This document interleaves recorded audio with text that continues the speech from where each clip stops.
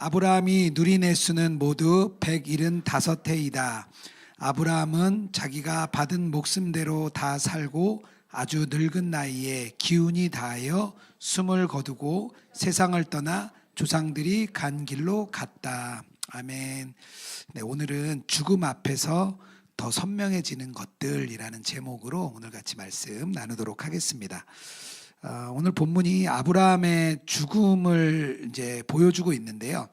죽음에 대해서 가장 깊게 다룬 책이 무엇일까 이렇게 좀 찾아보니까 빅터 프랭클린의 죽음의 수용소에서라는 책이 가장 그래도 죽음을 잘 설명한 것 같습니다.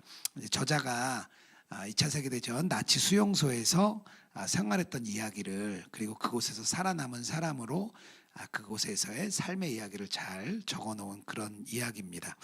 근데 여러 사람들의 죽음을 저자가 지켜보면서 하나 깨달은 게 있었어요. 자기는 죽음이 모든 것을 다 무너뜨릴 줄 알았는데 가만 보니까 오히려 많은 사람들의 삶의 본질이 무엇인지를 찾게 되는 시간이었다고 저자는 이렇게 말을 합니다. 그러니까 죽음을 맞이하게 되면 우리가 인생을 살 때는 되게 중요하게 생각됐던 것들이 죽음 앞에 서 보니까 뭐 아무것도 아니게 느껴지는 거죠. 그런 것들도 하나의 예가 될 수 있겠고, 어쨌든 죽음이 내가 살았던 삶을 다시 한번 잘 돌아보게 하는 그런 시간도 되는 것 같습니다. 그래서 우리가 죽음 앞에 서면 배울 게 참 많은 것 같아요. 그래서 오늘 아브라함의 죽음을 통해서 하나님이 알려주시는 것들을 계속해서 좀 나누고자 합니다. 아브라함이 175세로 이제 숨을 거두었습니다. 오늘 말씀에 의하면 기운이 다하여 죽었다라고 이렇게 나옵니다. 이 표현 속에 아브라함의 인생이 하나님 안에서 잘 이렇게 이루어지고 채워지고 이렇게 마무리되었던 여정이라고 우리가 좀 이렇게 추측할 수 있을 것 같습니다. 왜냐하면 나중에 이 야곱에게 이렇게 물어봤을 때 당신의 나이가 얼마입니까? 그러니까 바로 왕이 물어봤을 때 그가 뭐라고 얘기하냐면 험악한 세월을 살았습니다. 그 얘기를 먼저 해요. 그러니까 야곱의 인생이 느껴지는 거죠. 근데 그거와 비교해서 오늘 아브라함의 인생은 기운을 다하여 죽었다라고 말할 때 참 좋은 삶을 살았고 참 아름다운 죽음을 맞이했구나 이렇게 생각할 수 있습니다. 이 과정 속에 두 가지 정도를 나눌 수 있겠는데요. 첫 번째는 뭐냐면 아브라함의 죽음이 가족을 하나 되게 만들었습니다. 9절 말씀이에요. 그 아들 이삭과 이스마엘이 그를 막벨라 굴에 안장하였다. 이삭과 그 이스마엘, 쫓겨났던 이스마엘이 함께 찾아와서 장례를 이렇게 치르는 모습을 보여줍니다. 아마 뭐 연락을 계속 했던 것 같아요. 근데 이스마엘의 입장에서 생각하면 아버지의 유산도 받은 게 없죠. 거의 엄마와 같이 내쫓기듯이 쫓겨났던 그런 경험이 있죠. 아버지가 자기가 먼저 태어난 아들인데 이삭이 태어나고 나서 이삭에게 그는 약속의 자녀라 그래서 그만 사랑하고 자기는 사랑하지 않았던 아마 이스마엘의 입장에서는 많은 상처가 마음에 있었을 겁니다. 근데 그럼에도 불구하고 이스마엘이 아버지의 장례를 찾아와서 장례를 이렇게 함께 치룹니다. 그러니까 아브라함의 죽음이 죽으면서 어떤 일이 있었냐? 가족들이 하나로 연합되는 그런 귀한 과정이 된 거죠. 그래서 죽음이라는 사건이 때때로는 우리 가족들, 특히 갈라졌던 가족들을 하나 되게 만드는 그런 중요한 역할을 합니다. 예수동행 운동을 섬기시는 한 권사님이 간증을 하셨는데요. 이제 그 아버지 장례의 이야기를 나누셨어요. 이제 5남매 중에 맏딸이었는데 이제 아버지가 이제 점점 몸이 아파가실 때 자기는 마음이 너무 안타깝고 아버지 위해서 기도하고 찾아가는데 다른 동생들은 그러지 않은 거예요. 거의 뭐 신경도 안 쓰고 아버지가 아프신데 뭐 서로 마음 아파하지도 않고 그러니까 이 언니로서 맏딸로 너무 화가 났대요. 권사님이. 그러던 중에 아버님이 돌아가시고 장례를 치렀습니다. 근데 장례 중에도 이 권사님 마음에는 계속 불편함이 있는 거예요. 동생들에 대한 원망, 불평, 또 서운함 그게 가시지 않았습니다. 근데 장례를 다 마치고 한 17명 되는 가족이 한 집에 이렇게 모였대요. 이제 아버님 집에 모였는데 그때 하나님이 이 권사님에게 주신 마음이 있었는데 너가 먼저 사과하고 네가 먼저 그들에게 용서를 구해라. 그 마음을 이 권사님에게 주셨대요. 근데 권사님이 순종하고 자기가 맏딸로서 동생들에게 잘하지 못했던 것, 또 부모님에게 더 잘하지 못했던 것, 그런 것들 먼저 사과하고 회개를 이렇게 하셨대요. 근데 그 권사님의 그 나눔으로 인해서 동생들 한 명 한 명의 마음이 열렸습니다. 그래서 다 서로 미안하다, 서로 격려해주고 위로해주면서 아버지의 장례가 참 은혜롭게 끝났다고 그렇게 이 나눔을 해주셨습니다. 그러니까 실제의 죽음이 우리 이 가족들, 남은 가족들에게 연합이 되도록 해줘요. 그런데 이 실제 죽음뿐만 아니고 영적인 죽음도 우리를 하나로 만듭니다. 그러니까 나는 죽고 예수로 산다라고 우리가 고백하고 우리 말씀을 갖고 와서 그 말씀대로 우리가 살려고 하잖아요. 여기서 나는 죽고, 그 나는 죽고의 삶이 뭐냐면 이 자기 자신의 죽음을 말합니다. 내 자아의 죽음, 육체의 죽음, 영이 아닌 나의 마음에 내가 하고 싶고 나의 소원이 있고 나의 욕심, 나의 마음, 내 뜻대로 하고 싶은 것으로부터 죽는 것, 그 자아의 죽음이거든요. 내 욕심과 내 뜻, 내 고집을 내려놓는 것, 그게 바로 나는 죽고 이 자아의 죽음을 말합니다. 자아가 죽을 때 어떤 일이 일어나냐면 우리가 자아를 내려놓는 순간 하나님의 사랑과 임재가 우리 그곳을 채웁니다. 그러니까 바뀌는 거죠. 그때 가정, 가족, 공동체, 관계의 문제가 하나 되는 일이 일어나게 됩니다. 이게 우리의 자아가 죽으면 그것을 통해서 연합이 일어나는 거죠. 왜냐하면 우리가 강하게 서 있으면요, 다른 사람이 들어올 수가 없어요. 내 안에 아무도 들어오지 못합니다. 그러니까 오히려 강함이 오히려 길을 막아요. 하나님과의 관계에서도 내가 너무 강하면요, 하나님이 들어올 수가 없는 거예요. 아니, 도와주고 싶어요. 하나님이 역사하고 싶어요, 우리 삶에. 근데 내 자아가 너무 강해가지고 하나님 됐습니다. 아직 괜찮습니다. 하나님 도와줄 때가 아닙니다. 그러면서 내 스스로의 그 강함으로 나가면 하나님이 도울 수가 없는 거예요. 오히려 자아의 죽음, 나의 약함을 인정하고 걸어가는 사람에게 하나님이 그 안에 들어오셔서 마음을 열고 다른 사람도 그곳으로 들어올 수 있는 공간을 만들어 주는 거예요. 자아의 죽음으로 인해서. 제가 지난주에 이제 저희 딸이 워킹홀리데이를 가는데 비자를 받아야 되는데 서류가 좀 많았어요. 서류를 이렇게 띄는데 홈택스, 뭐 정부24, 그리고 또 은행에도 들어가고 여러 종류의 이렇게 문서들을 이렇게 발급받아야 됐습니다. 이게 뭐 온라인으로 잘 돼 있으니까 제가 이제 온라인으로 이제 하나하나 해나갔어요. 근데 제가 이 일을 하면서 생각했던 시간이 있었거든요.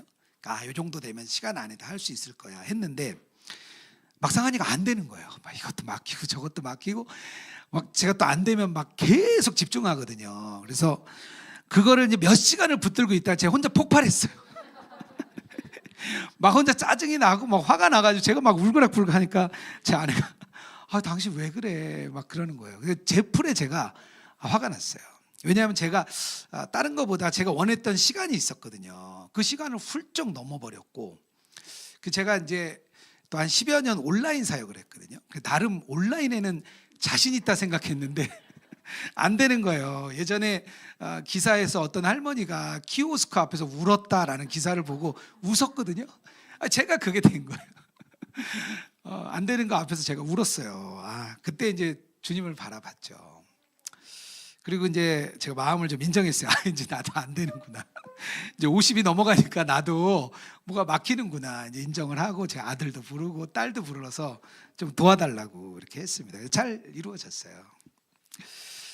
이게 뭐 한 예죠. 그러니까 내가 강하면요, 아무도 나에게 와서 도와줄 수가 없습니다. 오히려 자기의 약함을 인정하고 자아의 죽음을 선택하는 사람, 그 사람들에게 오히려 연합이 이루어질 수 있는 통로가 됩니다. 내 노력으로 안 되는구나. 그걸 받아들여야 돼요. 그러니까 우리 자신을 그때 하나님께 드리는 거예요. 나는 안 되니까 하나님께 도움을 요청하는 겁니다. 하나님이 우리에게 다가올 때 어떻게 하시냐면요, 우리가 완전해 보이기 위해서 쌓아뒀던 담들이 있거든요. 그게 무너지기를 기다리세요. 우리가 하나님 앞에 더 솔직해지고 우리가 하나님 앞에 저는 안 돼요 라고 고백하기를 주님은 기다리십니다. 그 자아의 죽음이 우리 안에 일어날 때 하나님이 그곳에 오셔서 우리와 함께 역사하세요. 신앙생활을 오래 하면 어떤 마음이 생기냐면요, 그래 나 할 수 있어, 그냥 그렇게 빠져요. 기도하면 되지, 말씀 읽으면 되지, 헌금하고 봉사하고 헌신하면 되지. 어느 순간 나의 힘으로 신앙을 할 수 있다고 생각합니다. 하나님을 아는 지식 많이 알면 되지. 신앙을 하나님을 아는 지식으로 생각하는 거예요. 신앙은 하나님과의 관계거든요. 우리가 어떻게 하나님하고의 매일 관계를 맺어가느냐. 어제 신앙이 좋았지만 오늘은 무너질 수도 있어요. 그건 하나님을 아는 지식과 관계가 없습니다. 신앙은 내 안에 계신 예수님과 얼마나 친밀한 관계를 맺으면서 걸어가느냐가 신앙인 거예요. 그 신앙은 완성이라는 게 없어요. 매일매일 주님과 함께 걸어가는 겁니다. 그런데 그것을 내가 할 수 있는 것으로, 그래서 남들보다 높아져 있죠. 그거 기도하면 돼. 그거 한 3일 기도하면 되는 거야. 뭔가 이렇게 재단하는 거죠. 그런 사람에게는요, 가까이 갈 수가 없어요. 자기 자신을 모르는데 어떻게 갑니까? 자기 자신도 자기를 바라보지 못하고 영적으로 자기가 교만해서 그 위에 있는 사람들을 누가 얘기해 줍니까 도대체? 오히려 우리가 무너지는 것, 넘어지는 것, 죄 가운데 쓰러지는 것, 그때가 오히려 하나님이 일하시는 시간입니다. 오히려 하나님께 완전히 매달려서 하나님이 왜 저는 안 됩니까? 하나님 저는 왜 죄에 무너집니까? 하나님 저는 왜 그 돈 하나도 이기지 못합니까? 하나님 저는 왜 가족들에게 희생 하나 못합니까? 그런 마음이 우리 안에 생길 때, 우리의 연약함, 그걸 마주할 때 우리 하나님은 그 속에 역사하시는 거예요. 그 사람을 은혜로 덮으세요. 그리고 다른 사람들이 그 은혜 안으로 들어오게 합니다. 그러면서 같이 하나가 되는 거예요. 그게 신앙의 길이에요. 저희가 이번 달에 북클럽 하는 책 중에 헨리 나우엔의 영성 수업이라는 책을 읽고 있습니다.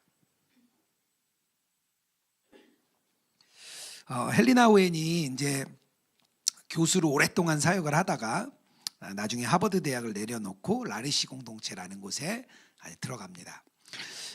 헨리 나우엔은 그곳에 들어갈 때 이미 한 20여 권의 책을 이렇게 집필했던 분이에요. 그래서 많은 사람들의 그런 존경을 받던 그런 분이셨습니다.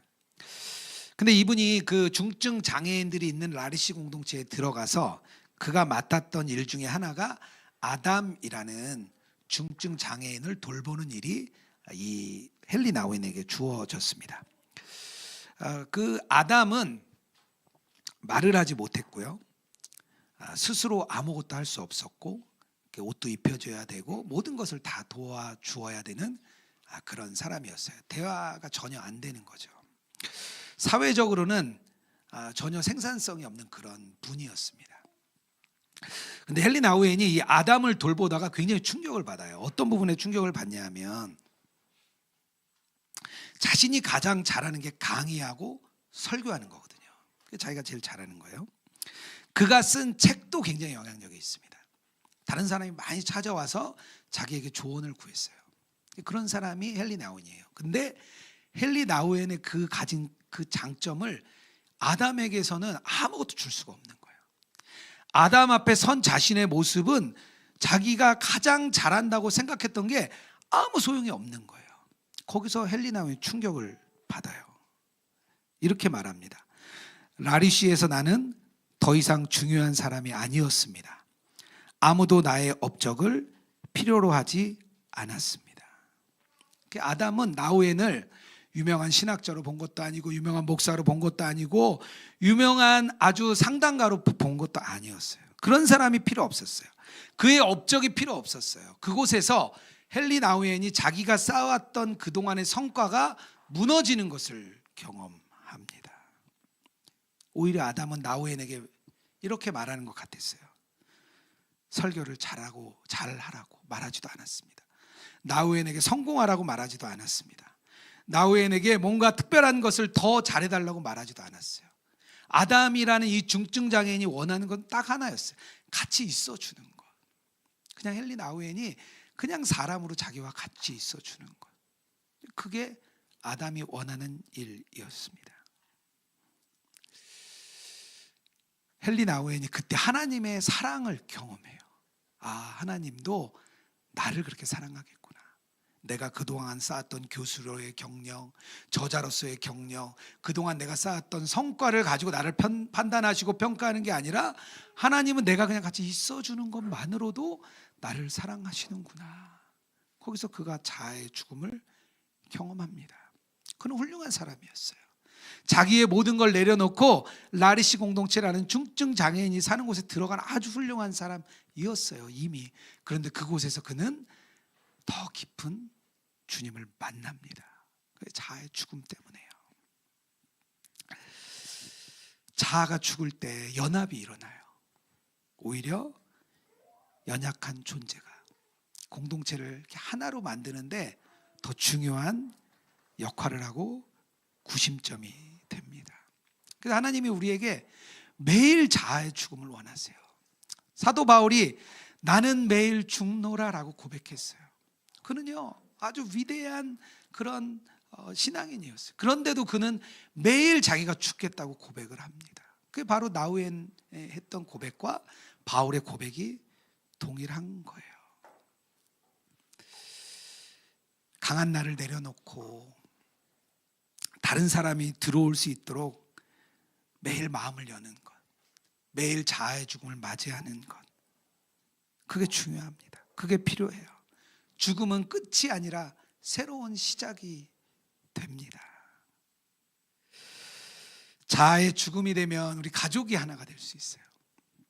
자아가 먼저 죽으면 우리 공동체가 하나 됩니다. 직장에서 내가 먼저 어려운 일을 하려고 나아가면 직장도 하나가 됩니다. 하나님이 그것을 우리를 부르세요. 아브라함의 죽음을 통해 매일 자아의 죽음을 경험하기를 주님은 원하십니다. 매일 자아의 죽음을 경험하는 저와 여러분 되기를 주님의 이름으로 축복합니다. 아브라함의 죽음에서 알 수 있는 두 번째는요, 하나님의 언약이 다음 세대로 흘러가는 것을 우리가 알 수 있습니다. 11절 말씀이에요. 아브라함이 죽은 뒤에 하나님은 아브라함의 아들 이삭에게 복을 주셨다.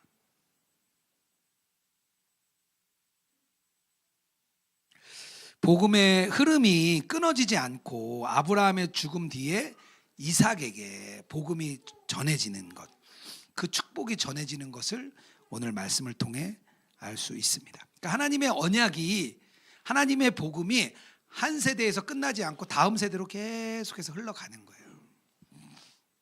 제가 예전에 언약의 역사에 대해서 쭉 말씀드렸는데요. 처음에 아담 언약, 노아 언약, 그리고 아브라함의 언약, 다윗 언약, 예수님의 새 언약까지 쭉 이어집니다. 그 언약이 오늘 우리 함께 예배하는 우리들에게까지 이어진 거죠. 우리가 그래서 언약의 자손입니다. 우리가 이제 그 하나님의 복음을 받아들인 거죠. 그렇다면 우리가 질문해야 될 게 하나 있습니다. 그렇다면 우리는 다음 세대에게 우리의 복음을 어떻게 물려줄 것인가? 우리가 받은 이 복음을 우리는 다음 세대에게 어떻게 물려줄 것인가? 그것에 대해 우리가 고민해 봐야 돼요. 이 땅에서 우리도 언젠간 삶을 마무리할 텐데 과연 우리는 무엇을 물려주고 갈 것인가? 다시 말하면 그런 의미겠죠.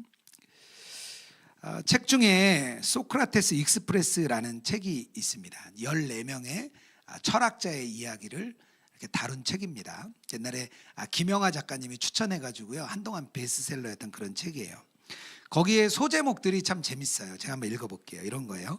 소크라테스처럼 궁금해하는 법, 루소처럼 걷는 법, 공자처럼 친절을 베푸는 법, 몽테뉴처럼 죽는 법. 각각 장마다 한 철학자의 삶을 보여줘요. 그 철학자가 어떻게 살았는지, 그리고 그 철학자의 삶이 오늘 나에게 저자에게 어떤 영향을 주었는지를 잘 설명해 주고 있습니다. 철학자들 이미 다 죽었죠. 그런데도 불구하고 그 철학자들의 사상이 요즘 사람들에게 영향을 미치고 있습니다. 그 영향은 죽지 않는 거예요. 동일하게 신앙도 마찬가지입니다. 신앙이 계속 이어져요. 신앙이 그냥 끝나지 않습니다. 우리 세대를 넘어서 자연스럽게 신앙은 이어지게 되어 있어요. 근데 이 신앙이 이어질 때 두 가지 면에 생각을 해야 돼요.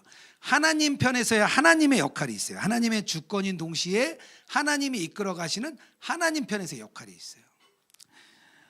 또 한편으로는요, 우리 사람이 자기의 책임과 자기의 응답을 해야 되는 그런 면도 있어요. 그러니까 하나님의 역할과 우리의 역할 두 가지가 다 함께 이렇게 엮여지면서 신앙이 이렇게 전수가 됩니다.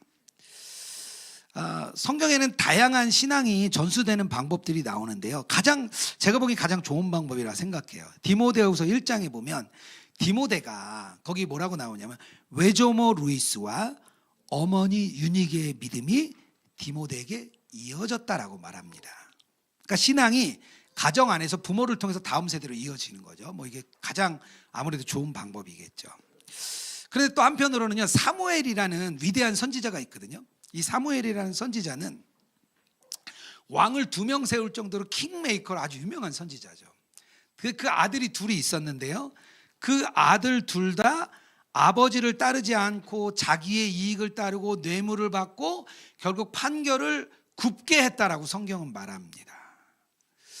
이걸 보면 꼭 신앙이 부모에게로만 전해지는 건 아닌 거예요. 그 부모의 좋은 신앙이 전해지지 않는 경우도 있습니다. 또 하나 이런 사람이 있어요. 요셉인데요. 요셉 어린 나이에 형들이 애굽에 팔아버리잖아요, 종으로. 보통 한 17, 18 정도로 생각합니다. 그 전까지는 어떻게 신앙을 보냈는지 모르겠어요. 그런데 그 이후로는 신앙의 본을 볼 수가 없는 상태에 있었습니다. 그럼에도 불구하고 이 요셉은 계속해서 하나님과 동행하고 신실한 삶을 살았습니다.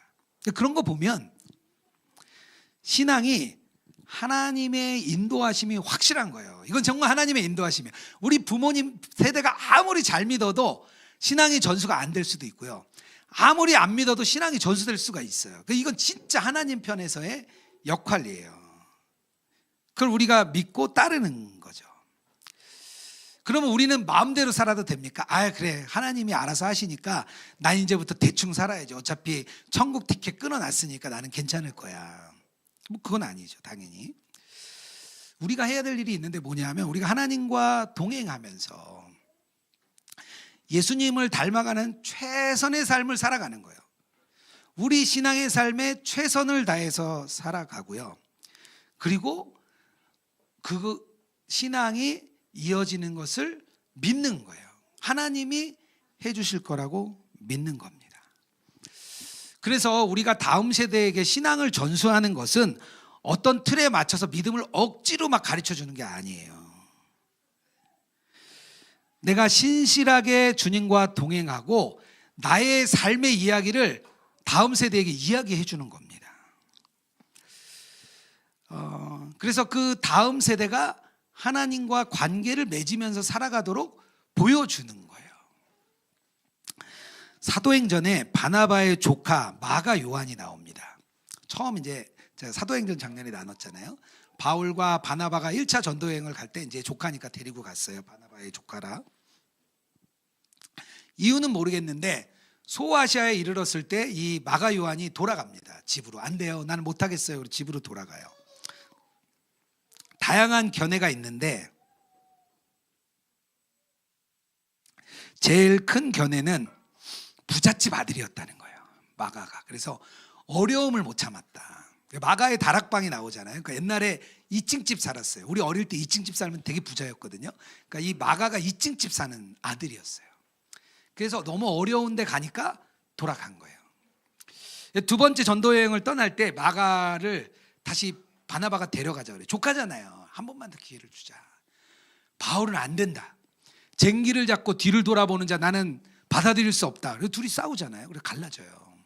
그리고 둘이 갈라져서 바나바와 마가는 키프로스로 가고, 그리고 바울은 다시 소아시아로 전도 여행을 갑니다. 이 마가는 전도팀을 깨트린 사람이었어요. 그걸로 끝날 수도 있었죠. 근데 마지막에 바울의 편지 디모데후서에 이 마가 요한이 나옵니다. 4장 11절이에요. 마가를 데리고 오십시오. 그 사람은 나의 일에 요긴한 사람입니다. 그 사람 절대 데려가면 안 된다. 그랬던 사람이 요긴한 사람이 되었다는 거예요. 마가가 할 말이 많을 것 같아요. 자기가 그때 왜 실패했는지, 그리고 어떤 삶을 살았는지, 나는 어떻게 다시 바울에게도 요긴한 사람이 됐는지, 그는 할 말이 많을 것 같아요. 이런 이야기를 다음 세대에 들려주는 거예요. 요즘 사람들은 어떤 이야기가 듣고 싶을까요? 도대체 세상 사람, 믿지 않는 사람들 어떤 이야기 듣고 싶을까요? 2년 전에 그 이상한 변호사 우영우라고 이제 드라마가 있었는데, 백상예술대상에 이 박은빈 배우가, 우영우를 연기했던 박은빈 배우가 대상을 탑니다. 근데 그가 나와서 이렇게 얘기해요. 아역 배우부터 했거든요. 자기가 어릴 때 내가 만약에 계속해서 연기를 한다면 나도 나중에 저렇게 여우주연상 대상을 받고 싶다, 그런 마음이 있었다는 거예요. 그 꿈을 꿈고 자랐답니다. 그러면서 같이 했던 스태프들, 조연들, 같이 그 드라마를 만들었던 사람들을 향해서 그 영광을 막 이야기합니다. 그 사람들이 얼마나 열심을 다해서 자기가 이 자리에 서게 되는지 막 말해줘요. 그럼 막 눈물을 흘려요. 그 눈물을 보고 다 눈물을 흘려요. 같이 했던 배우도 스태프도 다 눈물을 흘립니다. 그 조회수가 1,000만 회가 넘었어요. 사람들은 진실한 이야기를 듣고 싶어 합니다. 사람들의 진심 어린 이야기를 듣고 싶어 해요. 스탠리 하우어스라는 분이 덕과 성품이라는 책에서 이렇게 얘기해요. 교회가 어떻게 세워지느냐. 교회는 교회에서 내가 교회의 그런 진실한 이야기, 마가 요한과 같은 이야기, 우리 성도님들의 그 간증들을 듣고 자랐다면, 그렇게 자라서 나도 그 이야기를 전해주는 거예요. 그 사람들처럼 살았던 내 이야기도 전해주는 거예요. 교회는 그렇게 거룩해진다는 거예요. 교회는 그렇게 세워진다는 거예요. 다른 사람의 이야기를 듣고 나도 그렇게 살아내고 내 이야기를 또 전해주고, 다른 사람은 또 그 이야기를 듣고 그렇게 살아내고 자기 이야기를 또 전해주고, 이게 교회가 거룩해지고 교회의 복음이 흘러가는 방식입니다. 저도 여러분들에게 부탁드리고 싶어요. 여러분들의 이야기를 들려주세요. 예수님과 동행하는 이야기를 들려주세요. 그 삶의 이야기를 다른 사람들에게 들려주세요. 그 삶을 주고받는 거거든요. 나의 삶과 다른 사람의 삶을 서로 주고받는 행위예요. 그러면서 우리가 거룩해지는 거예요. 그러면서 신앙이 전수되는 거예요. 서로의 이야기를 들어주고 서로의 이야기를 흘려보내는 거예요. 우리 교회는 새가족이 오시면 꼭 1대1로 양육을 합니다. 제가 처음에 이렇게 생각했어요. 이거 10주가 너무 길다. 그래서 5주만 해야 되겠다. 좀 줄였어요. 그리고 그것도 길다 그래서 빨리 제자 훈련을 해야 될 것 같아가지고요. 처음에 1기를 우리 처음 오신 개척 멤버라 생각하고 우리 양육하지 말고 바로 제자 훈련 합시다. 그래서 제자 훈련을 시작했어요. 절반이 관두고 다 떠나셨어요. 교회를 아예 떠나셨어요. 교회를. 제가 그때 느낀 게 있었어요. 내가 1대1의 이 양육 과정을 소홀히 했구나. 한 사람이 가족으로 맞이하는데 소홀히 했구나. 섬겨보시는 분들 아시겠지만 1대1로 다른 사람에게 10주를 섬긴다는 거 힘든 일이에요. 저도 선한목자교회에 있을 때 한 10여 명 정도 제가 이렇게 양육을 했어요. 힘들더라고요. 내 시간을 내어드려야 되고 그분의 이야기를 들어줘야 되고 나도 내 이야기를 해야 되고 참 힘든 일이에요. 그런데 그 과정을 통해서 우리가 가족이 되는 것 같아요. 우리 한 명 한 명이 묶이면서 가족이 되는 것 같아요. 그 시간을 통해서 서로의 이야기를 듣습니다. 어떻게 신앙생활 하셨는지, 어떻게 살아오셨는지, 나는 어떻게 신앙생활을 했는지 서로의 이야기를 주고받는 거죠. 저희가 주일 예배 후에 나눔을 하잖아요. 우리 소그룹으로도 모이고 또 온라인으로도 모이고 오프라인에서도 모입니다. 모여서 이야기를 나눠요. 저는 그게 자기 이야기를 들려주는 시간이라고 생각합니다. 내 이야기를 들려주고 다른 분의 이야기를 듣고, 어떤 때는 되게 지루해요. 어떤 때는 별로 듣고 싶지 않을 때도 있어요.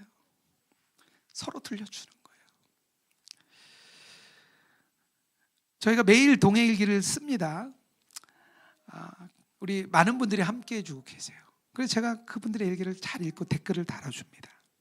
그분들이 일상에서는 어떻게 살아가는지, 도대체 우리 한 분 한 분의 삶의 현장은 어떤지, 그 일기를 제가 잘 읽고 댓글도 달고 아멘도 눌러드려요. 저희 교회가 온라인 교회예요. 다들 온라인 교회가 되냐? 야, 되겠냐? 뭐 그런 이야기들 많이 하세요. 예배도 저희는 일주일에 한 번밖에 안 드려요. 한국 교회에서 있을 수 없는 일이에요. 근데 저는 이 온라인 교회인 로그인 처치가 되는 이유를 바로 여기서 찾았습니다. 우리 삶의 이야기를 서로 주고받는 거예요. 매일, 또 일주일에 한 번, 제자 훈련을 통해서, 또 양육을 통해서 우리 서로 이야기를 주고받는 거예요. 주님이 그것을 기뻐하시고 신앙이 그렇게 이어지거든요. 교회는 그렇게 세워지거든요. 신앙은 그렇게 흘러가거든요. 그리고 우리가 믿는 거죠. 하나님이 일하실 것을. 각자의 동행의 이야기를 들려주시기 바랍니다. 그런 이야기들, 나의 동행의 이야기들이 차곡차곡 쌓여갈 때 형식을 넘어서 진실한 삶이 다른 사람에게 이어집니다. 다른 사람은 그걸 듣고 감동을 하는 거죠. 아브라함이 살았던 것처럼 우리가 함께 신앙이 이어지게 되는 겁니다.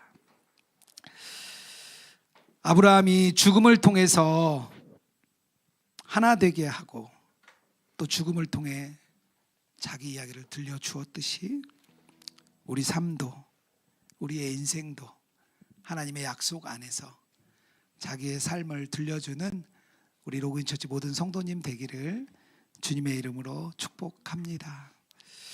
이 시간 같이 우리 찬양했으면 좋겠는데요. 주의 손에 나의 손을 포개고라는 찬양 우리 주님께 올려드리고 우리의 예물도 올려드리겠습니다. 함께 찬양하겠습니다.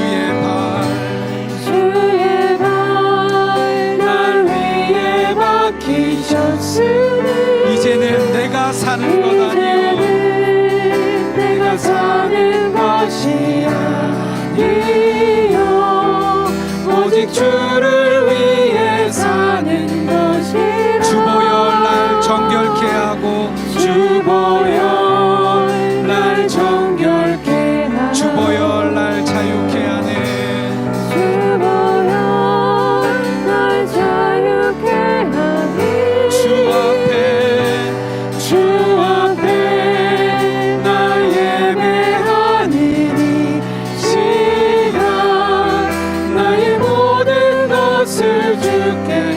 가슴에 손을 얹고 찬양하겠습니다. 주의 손 날 위해 짚고 주의 발 날 위해 맡기셨으니 이제는 내가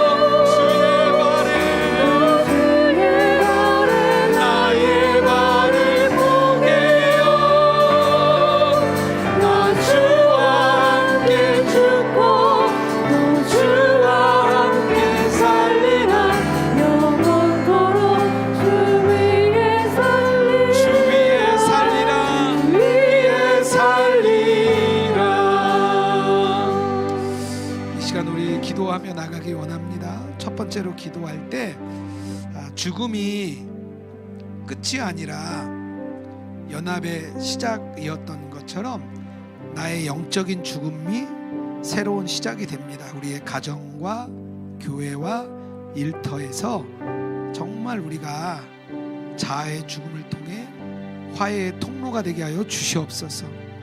나의 죽음을 통해 모두가 연합하는 연합의 통로가 되게 하여 주시옵소서. 두 번째로 기도할 때 하나님의 그 약속과 복음은 끊어지지 않습니다. 다음 세대로 이어지게 됩니다. 우리가 할 일이 있다면 예수님과 동행하며 우리 다음 세대에게 우리의 이야기를 전해주는 것입니다. 나의 동행의 이야기를 우리 부모님에게 전해주고, 나의 동행의 이야기를 가족들에게 전해주고, 나의 동행의 이야기를 자녀들에게 전해질 때 하나님의 복음은, 하나님의 약속은 계속해서 이어지게 됩니다. 우리가 함께 서로의 이야기를 들려주는 저희들 되게 하여 주시옵소서. 우리 기도하며 나가겠습니다. 함께 기도합니다. 하나님 아버지, 우리가 정말 주님 앞에 나가고, 하나님 우리가 약해서가 아니라 우리가 너무 강해서 주님이 아무것도 못하신다는 것 들었습니다. 나의 욕심이 너무 강하고, 나의 고집이 너무 강하고, 나의 자아가 너무 강합니다. 하나님, 내가 너무 강합니다. 나의 육신이 너무 강합니다. 하나님, 나의 육신에 나의 소욕이 깨어지게 하여 주옵소서. 하나님, 나의 고집이 깨어지게 하여 주옵소서. 나의 의지가 깨어지게 하여 주시옵소서. 나의 욕심이 깨어지게 하여 주시옵소서. 하나님, 나의 자아가 죽어지게 하여 주옵소서. 하나님, 내가 죽고 예수 그리스도가 살 때 그 길은 연합의 길이요, 그 길은 하나됨의 길이요, 그 길을 통하여 하나님의 역사하실 줄 믿습니다. 우리 자아의 죽음이 하나님의 역사의 통로가 될 줄 믿습니다. 하나님, 우리의 자아가 매일 죽는 저희들 되게 하여 주옵소서. 사도 바울의 고백이 나의 고백 되게 하여 주옵소서. 나는 매일 죽노라, 나는 매일 죽노라, 나는 매일 죽노라. 하나님, 나의 자아가 죽기를 원합니다. 하나님, 주님 앞에 나의 자아가 죽고 오직 그리스도만 남는 저희들 되게 하여 주시옵소서. 하나님, 우리가 하나 되는 통로 되게 하여 주옵소서. 가정 안에 내가 죽게 하시고, 직장 안에 내가 죽게 하시고, 가족 안에 내가 죽게 하시고, 하나님, 나의 죽음이 하나님이 일하시는 통로가 되게 하여 주옵소서. 나의 죽음을 통하여 하나님 역사하소서. 나의 죽음을 통하여 하나님이 역사하여 주시옵소서. 하나님, 복음이 이어지길 원합니다. 하나님의 복음이, 하나님의 약속이 하나님 다음 세대, 우리 가족에게로, 우리 부모님에게로, 나의 자녀들에게로, 나의 가족들에게로, 나의 형제들에게로, 나의 주변 사람들에게로 복음이, 그 약속이 흘러가게 하여 주시옵소서. 하나님, 나의 동행의 이야기, 나의 삶의 이야기를 하나님 내가 전하기 원합니다. 내가 주님과 동행한 이야기가 전해지게 하시고, 그 이야기가 다른 사람에게 감동이 되게 하시고, 그 이야기를 통하여 다른 사람이 힘을 얻게 하시고, 복음이 온전히 흘러가는 역사 있게 하여 주옵소서. 하나님, 그 길을 갑니다. 우리의 이야기를 서로 들려주고 듣겠습니다. 하나님, 그렇게 교회가 세워질 줄 믿습니다. 로그인 처치가 서로의 이야기를 전해주고 들어주는 아름다운 교회 되게 하여 주시옵소서. 하나님, 그런 교회로 아버지 세워 주시옵소서. 하나님, 아브라함의 죽음이 자손들을 하나 되게 했던 것처럼 우리의 영적인 죽음이 하나 되는 역사 되게 하여 주시옵소서. 나의 죽음으로 인하여 우리 가족이 하나 되게 하시고, 나의 죽음을 통하여 우리의 관계가 회복되게 하시고, 나의 죽음을 통하여 우리의 직장이 하나 되게 하여 주시옵소서. 하나님, 내가 너무 강합니다. 내 고집이 너무 셉니다. 내 자아가 너무 강해서 하나님이 들어올 수 없습니다. 하나님, 우리가 나는 매일 죽노라 고백하는 저희들이 되게 하여 주시옵소서. 우리 자아가 죽고 예수님이 사는 그런 삶이 우리 안에 이루어지게 하여 주시옵소서. 하나님, 하나님의 복음과 하나님의 약속이 다음 세대에 전해지기를 원합니다. 물론 하나님이 역사하시고 인도하시지만 우리가 주님과 함께 동행했던 그 삶의 이야기를 우리가 다음 세대에게 전해주는 저희들 되게 하여 주시옵소서. 뿐만 아니라 우리 로그인 처치가 우리가 서로의 이야기를 들려주고 들어주며 아름다운 동행이 서로에게 흘러가게 하여 주시옵소서. 다른 사람의 나눔을 통하여 힘을 얻게 하시고 다른 사람의 이야기를 통하여 다시 시작하게 하시고 다른 사람의 이야기가 내게 감동이 되어 내 마음의 변화가 있게 하여 주시옵소서. 우리가 온라인으로 모입니다. 우리 로그인 처치가 온라인으로 모여 함께 할 수 없지만 우리의 이야기를 들려주며 아름다운 교회가 또 아름다운 교회로 세워지게 하여 주시옵소서. 하나님, 오늘 예물 드렸습니다. 우리가 드린 예물이 온라인상에 하나님 나라를 세우는 데 사용되게 하시고 이 예물을 통하여 많은 영혼들이 새 힘을 얻는 귀한 은혜의 통로 되게 하여 주시옵소서. 특별히 우리 예물 드린 손길들 한 분 한 분 축복하여 주옵소서.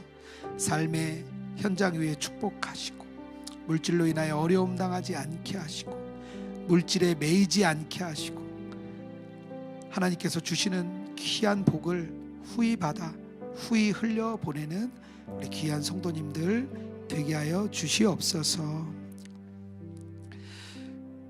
이제는 우리 주 예수 그리스도의 은혜와 하나님 아버지의 사랑과 성령의 교통하시고 동행하심이 나는 매일 죽노라 고백하며 예수님과의 동행의 이야기를 서로에게 들려주기 원하는 우리 로그인 처치 모든 성도들과 또 온라인상의 주의 백성 위에 이제로부터 영원토록 함께 하시기를 축원하옵나이다.